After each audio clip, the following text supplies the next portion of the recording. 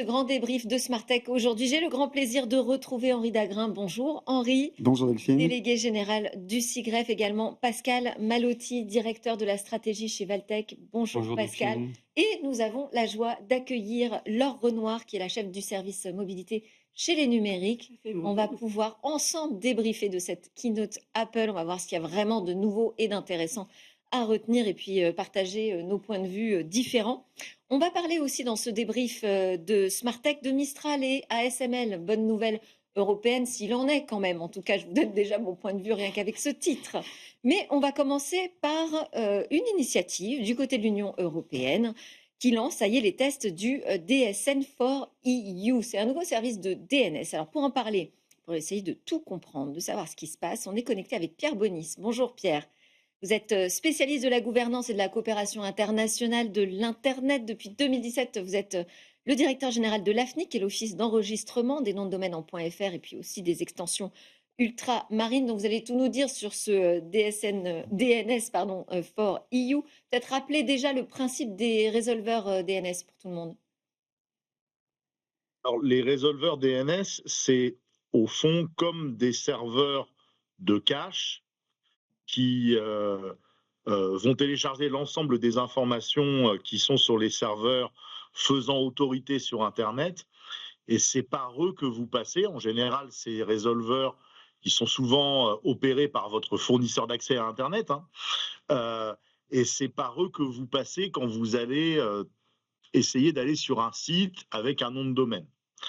Donc, c'est encore une fois, c'est une copie des informations qui sont les informations qui sont publiées par les registres de premier niveau d'Internet, comme l'AFNIC pour le .fr ou pour le .com, etc.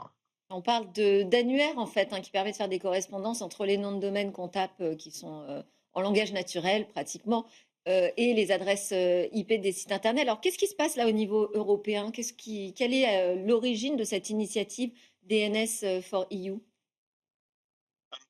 L'origine de cette initiative, c'est la prise de conscience par la Commission européenne il y a plusieurs années maintenant, il y a 3 ans à peu près, que ces résolveurs dont je vous parlais, qui sont la plupart du temps opérés par vos fournisseurs d'accès, étaient aussi opérés par des grandes entreprises non européennes, Google, Cloudflare, etc., ou même Microsoft avec Azure. Et que la Commission européenne considérait que on risquait d'avoir cette brique essentielle qu'est le DNS, qui risquait d'être de moins en moins européenne, avec des risques potentiels sur la confidentialité et aussi une nouvelle dépendance. Donc ils ont décidé. Pourquoi vous dites de moins en moins? On avait cette dépendance de toute façon. Pourquoi vous dites de moins en moins Ah non, on l'avait d'indépendance? pas. On l'avait pas. Encore une fois, les résolveurs, ils sont opérés par les fournisseurs d'accès. En France, les fournisseurs d'accès, ils sont français. Ouais. Donc, il n'y a pas de dépendance. Oui, mais alors qu'est-ce qui se passe? Euh, Pourquoi vous êtes en train de nous dire, en fait, on est en train de basculer sur des résolveurs américains? Pourquoi? Parce qu'il y a un effet du cloud, d'abord, c'est-à-dire que quand vous mettez vos infrastructures dans le cloud, souvent, vous allez utiliser les services DNS de votre opérateur de cloud. Nous, on le voit très bien dans le .fr, parce qu'en fait, les résolveurs viennent nous interroger pour le .fr. Donc, on voit que finalement, il y a une montée en puissance des résolveurs des opérateurs de cloud, d'Amazon, de Google, de Microsoft, etc. Et puis, il y a aussi, ça on le sait moins, mais par exemple l'utilisation des antivirus pour l'utilisateur final, quand il clique sur navigation sécurisée, il va basculer automatiquement sur le résolveur de l'antivirus. Et les antivirus sont souvent Ok. des antivirus qui ne sont pas européens. Donc, donc la commission s'est dit qu'il fallait qu'elle incite, c'est pas un produit de la commission, c'est un financement pour faire émerger un consortium qui puisse proposer une alternative à ces résolveurs qui sont souvent des résolveurs publics et parfois gratuits, une alternative qui soit purement européenne. Encore une fois, il y en avait déjà chez les fournisseurs d'accès et même chez d'autres acteurs. mais la Commission a pensé que ce n'était pas suffisant sur le marché et qu'il fallait faire émerger un acteur très important des résolveurs en Europe. Alors, j'ai vu qu'effectivement, c'était un service public gratuit, mais qu'il y avait aussi une version premium qui était pensée pour les gouvernements, éventuellement pour les entreprises. Vous avez des questions pour Pierre Bonis, qu'on a quand même la chance d'avoir un expert du DNS avec nous. Vous avez des questions sur ce nouveau service DNS, Henri? Oui, parce que pareil, je voulais savoir si l'AFNIC était membre de ce consortium autour du DNS for EU. J'ai cru comprendre que non. Et donc, ça veut dire quoi pour l'AFNIC de ne pas être membre de ce consortium? Alors, nous ne le sommes pas, d'ailleurs, il n'y a pas de Français membres du consortium. Il y avait des Français qui s'étaient présentés, parce qu'il y a une sorte d'appel d'offres.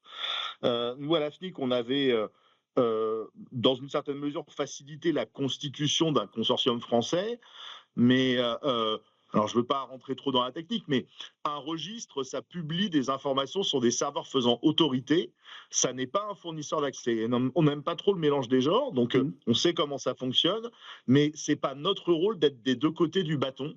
Donc on a refusé d'aller sur un consortium de notre point de vue qui gérait des résolveurs et pas des serveurs faisant autorité. Donc là c'est un petit peu technique, mais dans le DNS, il y a plusieurs acteurs qui ont des rôles différents.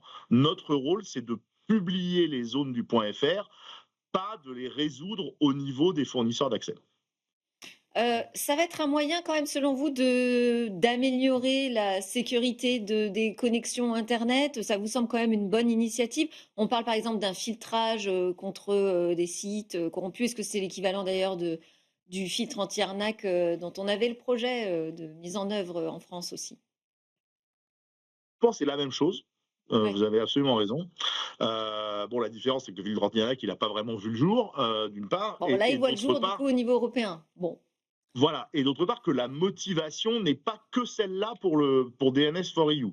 Le filtre anti-arnaque, son nom l'indiquait, hein, c'était vraiment une protection contre un certain nombre de sites contrefaits, etc. Là, c'est ça, plus la volonté d'avoir un opérateur de résolveur qui soit purement européen, hmm. et donc une volonté aussi de ne pas voir échapper des données qui peuvent être des données personnelles opérées par des opérateurs étrangers. Donc c'est pas tout à fait la même chose. Oui, effectivement, ça peut permettre de filtrer. Aujourd'hui, DNS4U propose plusieurs options, dont une option zéro filtrage. Hein. Ok. Et puis il y a des options qui sont des options un peu contrôle parental, etc., etc. Les difficultés qu'ils vont avoir, c'est que les règles de filtrage sont différentes d'un pays européen à l'autre. Donc théoriquement, Eh il oui. faudrait qu'ils aient 27 règles de filtrage différents, ce qui d'ailleurs était dans le cahier des charges initial. Et ça, c'est très très compliqué à mettre en œuvre. Euh, et l'autre difficulté, je voudrais pas, c'est un peu ironique, mais c'est que nous, on trouve formidable que effectivement DNS4EU propose une version totalement non filtrée, mais de fait, en proposant une version totalement non filtrée et en garantissant l'anonymat des utilisateurs finaux qui l'utilisent, je ne suis pas sûr qu'ils s'entendent si bien que ça avec un certain nombre d'autorités au niveau des 27. Hmm. Donc on va voir comment ça se passe. Ils ont besoin d'avoir une offre payante à côté parce qu'il faut trouver un modèle économique. La plupart du temps, les opérateurs de résolveurs, ils vous vendent autre chose à côté. Ils vous vendent de la connexion à Internet, ils vous vendent du cloud, ils vous vendent de la cybersécurité. Donc, ils vont être obligés aussi, ce consortium-là, et pas la Commission européenne, de développer un business model, et ça va pas être facile, quoi. Donc, il va falloir que ils arrivent à. Aujourd'hui, ils en sont au premier pas. Ils font des tests, etc. Mais Ouais. qu'ils arrivent à présenter des offres qui soient vraiment compétitives. Parce que ça coûte de l'argent d'opérer ce genre de choses. Et à ma connaissance aujourd'hui, les grands fournisseurs d'accès européens, et par exemple en France, Free, Orange, Bouygues, etc., à ma connaissance, il faudrait les interroger, mais n'ont pas basculé sur DNS4EU. Donc ils ont toujours leur infrastructure de résolution sur laquelle ils ont eux-mêmes investi, sur lequel ils gardent leurs clients, et donc ils ont des données sur leurs clients. Donc je ne suis pas complètement persuadé qu'ils aillent payer DNS4EU demain. Oui, bon, on entend bien vos réserves. Le fait qu'on n'ait pas du tout de Français représentés d'ailleurs dans le consortium, c'est un peu dommage. Mmh. Ouais. Ouais. Non, j'avais une autre question, c'était Très rapidement. est-ce que la FNIC aurait des conseils, hein, parce qu'au-delà du discours politique, est-ce qu'il y a un avantage business pour des entreprises, pour des administrations publiques, pour leur performance, de basculer sur le DNS for EU? Et on va prendre en même temps une réaction de Pascal. Non, je trouve que c'est évidemment bien parce qu'on sait que nos données de navigation aujourd'hui, elles sont soumises à l'American Cloud Act. Mais bon, de toute façon, on sera sous la surveillance européenne légale, donc ça ne changera pas énormément de choses. On va être dans une problématique de guerre asymétrique. De ce que je lis, ils ont des moyens qui sont limités, 14 millions de dollars sur 3 ans, alors que Cloudflare, c'est 400 millions de dollars de R&D chaque année. On parle d'un consortium européen, je crois qu'il y a Cisco quand même dans le consortium, donc bon, on recherche une forme de pureté dans le discours, c'est très bien, c'est une nouvelle alternative, allons-y, mais honnêtement, j'y crois pas trop. Allez, un peu de scepticisme en plus. Pierre Bonny, juste une réponse rapide pour Henri sur l'intérêt pour les entreprises. Non, l'intérêt pour les entreprises, ça dépend d'où elles partent. C'est-à-dire que, encore une fois, si aujourd'hui elles ont un opérateur de résolveur qui est un grand fournisseur d'accès français, par exemple, elles n'ont pas nécessairement beaucoup d'intérêt à passer sur DNS4EU. Si par contre elles ont tout mis dans le cloud et qu'elles considèrent qu'il y a des choses sensibles, elles ont peut-être intérêt à retirer le résolveur du cloud dans lequel ils sont et d'aller taper sur le résolveur de DNS4EU. Donc ça dépend complètement d'où on vient. Et juste pour terminer, et juste pour rebondir sur ce qui a été dit également, j'insiste, il n'est pas vrai de dire que nous sommes dans quelque chose d'asymétrique.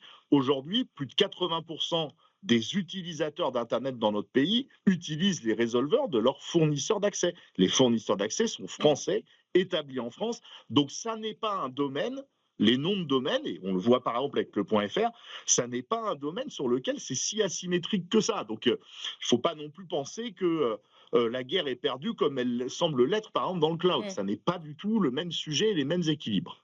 Eh ben, merci beaucoup Pierre Bonny. Je rappelle que vous êtes le directeur général de la FNIC. Merci pour tous ces éclairages. Je crois qu'on a quand même une vision maintenant beaucoup plus claire de ce projet.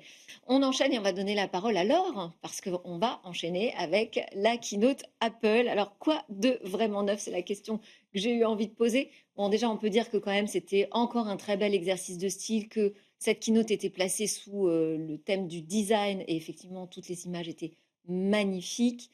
À part ça, c'est une habitude chez Apple, ils font ça très très bien. oui, Une conférence filmée, enregistrée à l'avance. oui, Donc c'est léché, c'est filmé à l'iPhone. c'est de C'est ce plus qu'on en nous a plus dit, beau donc et pour tout ça. vanter aussi la qualité de Oui. capture d'image des nouveaux iPhones. Et la nouveauté, Vous êtes tombé lui, sous le charme ou pas, Laure? c'est de prendre du recul. Je tomberai sous le charme quand j'aurai testé les produits. Donc on va attendre qu'ils sortent. Ils sortent d'ici une grosse semaine. Oui. Le principal, ça va être l'iPhone Air. Alors c'est un nouveau produit chez Apple. On connaissait les MacBook Air, vous en avez peut-être utilisé depuis quelques années. C'est des produits qui sont fins et légers. Et là, tout l'enjeu, c'est d'arriver à miniaturiser ce qu'il y a dans un iPhone habituellement, dans un cadre beaucoup plus fin et beaucoup plus léger. Donc là, Là, les images sont hyper impressionnantes. Je ne sais pas si on va les voir. les voir. Alors, c'est du chiffre, c'est vrai que ça n'évoque pas grand-chose comme ça. On est sur 5,6 mm d'épaisseur pour un iPhone Air. C'est très peu. Une fois qu'on l'a en main, on comprend la différence entre cette épaisseur et 8-9 mm. Ça fait la différence quand on l'a en main. Bon, après, on rajoute tous une coque à notre iPhone et on se retrouve avec un truc lourd et moche. Mais bon. Alors effectivement, c'est un peu le souci avec ce type de design. Il faut que ce soit solide pour éviter d'utiliser une coque qui va complètement alourdir et épaissir le produit. Ils ont présenté un genre de bumper, un truc qu'on met autour, Oui, j'ai vu ça. pour justement éviter d'avoir un produit vraiment très épais et très lourd. Là, on voit aussi. Alors non, là, c'est autre chose. Alors là, c'est une autre version. Ouais. Là, c'est un iPhone 17. Ça, c'est le Pro. Je ne sais pas. Oui. Un Pro. Qui aussi adopte un nouveau design pour le coup. Alors là, ils ont procédé différemment d'habitude. Vous voyez au dos cette espèce de rectangle au niveau de l'appareil photo. En fait, c'est là qu'Apple a placé tous les composants pour laisser davantage d'espace dans le reste du corps de l'appareil pour mettre une plus grosse batterie. Ouais. Donc, gros enjeu cette année, est-ce qu'on aura une meilleure autonomie? Est-ce que les composants ne vont pas chauffer et justement augmenter la consommation d'énergie au quotidien? Tout ça, Il faudra qu'on le teste pour le savoir. Et l'autre nouveauté, c'est l'eSIM. L'eSIM, oui. Alors, l'eSIM, c'est quoi? C'est une carte SIM dématérialisée. On l'utilise beaucoup quand on voyage notamment, ça permet de prendre une SIM sur un service, Mmh. assez peu onéreux. Voilà, on l'utilise Alors pour une aujourd'hui, il y a des semaine. applications qui Il y a permettent, plein d'applications, voilà, il y a basculer d'une SIM à Airalo, une autre. Olafly, Go Mobile, il y en a plein, plein, Ouais. plein qui existent. Donc, à charge de chacun de chercher le plus avantageux pour lui. Et puis les opérateurs, français proposent aussi des versions eSIM des forfaits, traditionnels. Et l'iPhone Air, pour gagner de l'espace aussi, passe à l'eSIM. Donc plus de 100% eSIM. ouais, Ouais. 100 eSIM, donc plus de carte SIM physique. C'est bon à noter parce que quand on change de téléphone, c'est un tout petit peu moins simple que d'enlever sa carte SIM et de la remettre dans un nouveau produit. En revanche, pour les autres, smartphones, les autres iPhones, là, en France, on a toujours, un petit tiroir pour mettre une carte SIM. Des Ça a une réactions. ouais. Oui, pardon, Ça a Laure. une conséquence.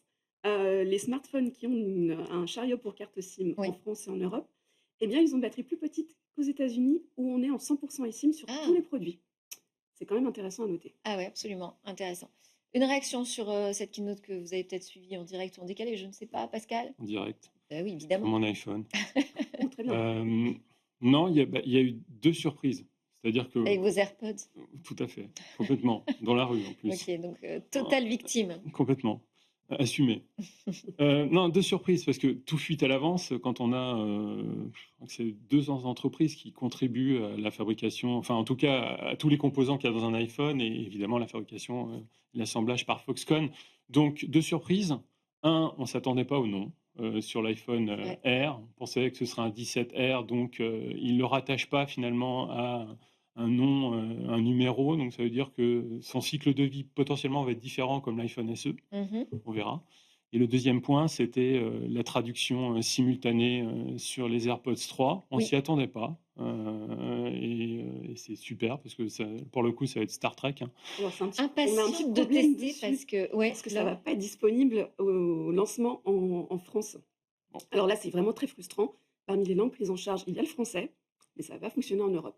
En tout cas, au lancement des produits. Mm, mm. Ça, je On suis faudra attendre un peu pour voir comment ça fonctionne, mais c'est vrai que alors, je sais pas, on peut pas parler de démonstration, mais les vidéos qui étaient préparées pour montrer demain comment on interagira à l'étranger de manière hyper fluide entre deux personnes qui ont les mêmes AirPods ou même avec quelqu'un qui n'est pas du tout équipé, c'était assez bluffant et on Moi, se c'est dit, la, on rentre, ouais, c'est Star Trek, on rentre dans une autre dimension là oui, en termes et de c'est communication. Ah ouais. c'est la réponse au Google 10 Pixel qui offre le même service sur le terminal, avec la possibilité en plus de pouvoir utiliser sa voix clonée avec de la Gen AI. Ouais. Donc je pense que c'est la réponse directe à cette Et fonctionnalité qui c'est était intégré dans Google Meet. tout à fait, et qui d'ailleurs Oui, était à peu c'était près la seule chose. la première étape avant l'intégration de cette Mm. fonction qui est de la traduction d'appels, effectivement, Tout à fait. en direct, mais dans les appels vocaux, là, sur téléphone, de manière très, très classique. Voilà, Mm. qui était à Et peu cette près traduction sur les écouteurs, ça arrive de plus en plus souvent maintenant chez les marques concurrentes. On va le retrouver chez Samsung aussi. C'est la nouvelle étape Ouais. dans ces écouteurs. Parce que là, Ce on sont se les dit, on a fonctions en plus. vraiment un cas d'usage intéressant, quoi. Oui. Oui. Hyper séduisant. Ce qui m'a aussi marqué, c'est le rapprochement du modèle de base de l'iPhone Pro et là du 17 Pro, c'est-à-dire qu'ils ont mis à peu près technologiquement, généralement on avait une génération d'écart entre la version de base et le Pro. Là, ils ont pris à peu près tout mis, c'est-à-dire le Always On sur l'écran quand il est en mode veille, le ProMotion 120 MHz, et qui d'ailleurs justifiait beaucoup le prix, la différence de prix entre la version de base et la version premium.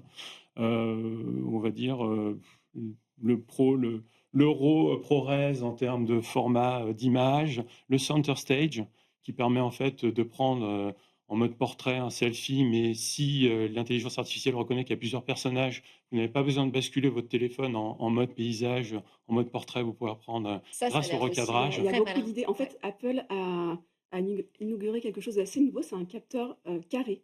Normalement, Oui. un Oui. capteur photo, c'est rectangulaire. Mm. Donc là, l'idée, c'est d'en exploiter une seule partie. Alors, soit comme ça, à la verticale, soit à l'horizontale, soit la totalité du capteur. Donc, ça démultiplie les possibilités. Il y a un petit peu d'intelligence artificielle pour gérer ça. Alors, j'allais le dire, Justement. il y a un petit peu d'intelligence artificielle.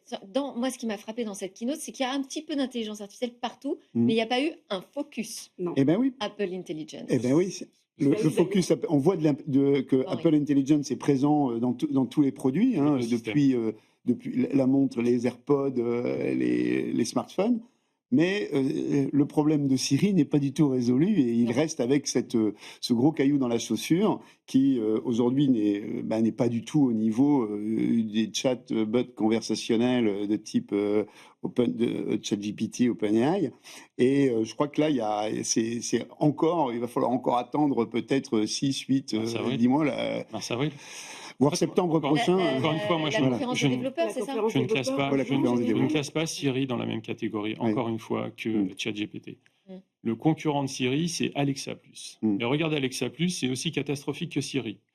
Apple n'a pas voulu Je ne sais sortir pas le si produit. c'est un bon argument, mais bon. Ouais. Non, mais ça veut dire qu'aujourd'hui, ils sont dans cette problématique de basculer un back-end d'un modèle déterministe en mode machine learning vers un modèle probabiliste en mode Gen AI. Et ils sont tous au même moment, même problématique. Ouais. C'est-à-dire que vous lisez les commentaires de Reddit sur Alexa+, ça fait très mal ce que ça faisait bien hier, comme Siri, et ça fait pas bien ce que ça devrait faire demain. C'est-à-dire que vous lui demandez d'éteindre la lumière, il va éteindre la lumière, et comme il se comporte comme un agent conversationnel, il va vouloir engager la conversation avec vous. Mais c'est pas ce que vous souhaitez. Eh ben, bien sûr. Donc, la différence, c'est qu'Apple, toujours dans cette logique d'être parfait, n'a pas sorti Siri parce qu'il savait qu'il n'était pas prêt, alors qu'Amazon l'a Alors, et sorti donc, sur il une sera communauté prêt pour d'early la adopters. WWDC, c'est ça votre thèse? Ah, moi, j'en suis certain. Ok. Il faut l'espérer en tout cas. Mais c'est vrai que le grand absent, c'était cette thématique durant la conférence.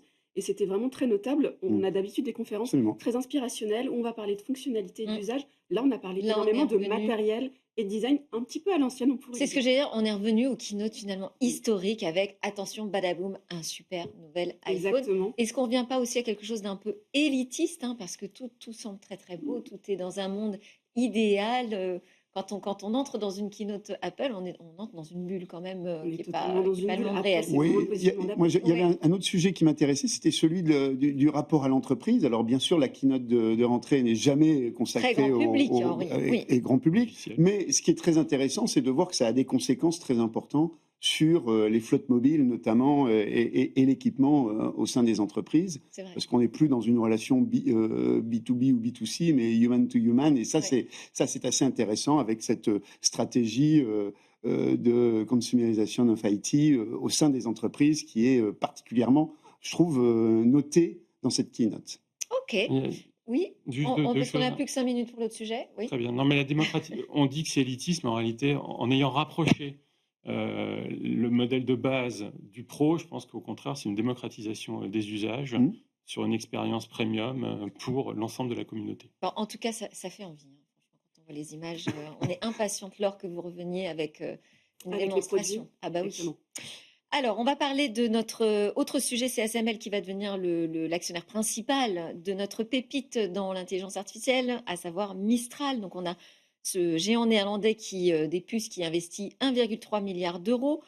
Toute cette opération s'inscrit dans une levée de fonds qui va valoriser Mistral à 10 milliards d'euros, nous dit-on, hein, ce qui serait un record en Europe dans l'IA. Moi, j'ai titré, pour vous donner mon point de vue, bonne nouvelle européenne. Est-ce que vous partagez ce point de vue, Henri?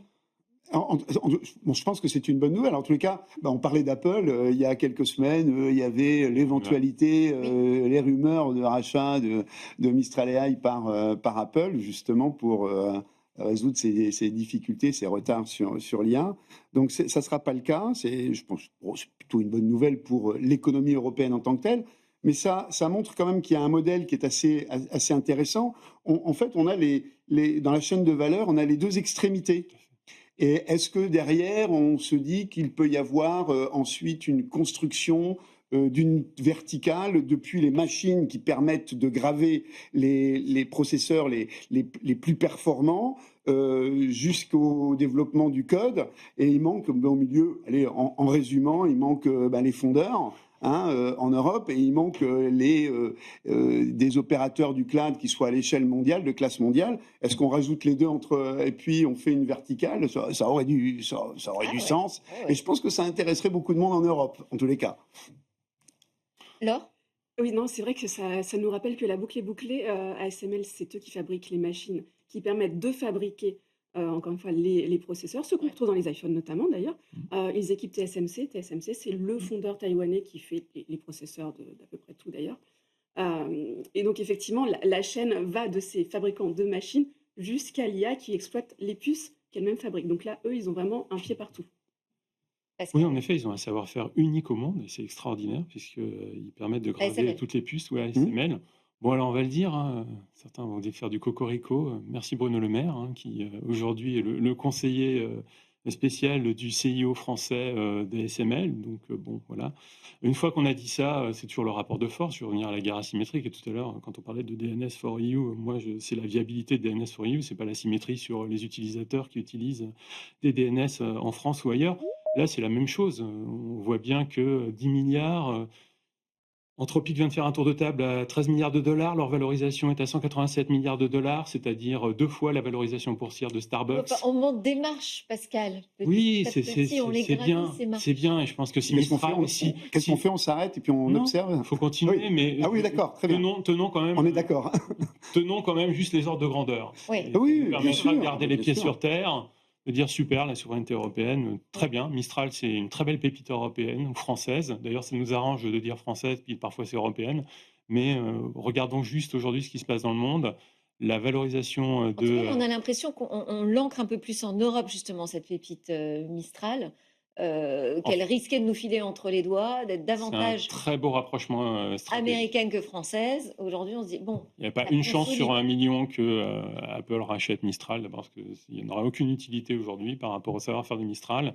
Mais c'est très bien que ça reste en effet aujourd'hui dans le giron européen. De ce point de vue-là, je n'ai pas de débat. Après, Et puis il y a quelques semaines, beaucoup d'observateurs pensaient que la prochaine série levée de fonds de Mistral le ferait basculer du côté américain, C'est ça. indépendamment du rachat Ouais. d'ailleurs par Apple. Hein. Bah, c'est pas ce qui s'est passé, même s'il y a des fonds, des entreprises américaines qui sont au capital de Mistral, hein, je crois Nvidia. Complètement. Voilà, Microsoft. donc, et puis ça crée, Microsoft, voilà. cette valorisation, si elle va créer de la confiance auprès des grands décideurs qui vont peut-être davantage adopter ces solutions européennes en se disant, bah, finalement, peut-être qu'on peut y arriver à imposer ces solutions aussi, à ouvrir les carnets de commandes dont on parle souvent, hein, que ce façon, soit pour du côté rester- des États ou des grandes entreprises, à ces Européens. Pour rester compétitif, de toute façon, ces LLM sont voraces en investissement, on le sait, notamment Ouais. sur l'apprentissage. Donc, il va falloir continuer à investir dans Mistral s'ils veulent rester dans la course. C'est aussi simple que ça. Ouais. Et après, les fonds peuvent venir de n'importe où. Anthropic ne voulait pas de fonds qui viennent du Moyen-Orient, et là, il y a des fonds dans le Qatar. Merci beaucoup. Laure Renoir était avec nous des numériques, Pascal Malotti de Valtech, Henri Dagrin de Sigref. On était en direct, c'était Smartech. Je vous souhaite une très bonne journée et à très vite. On se retrouve en direct à 10h45 jeudi prochain.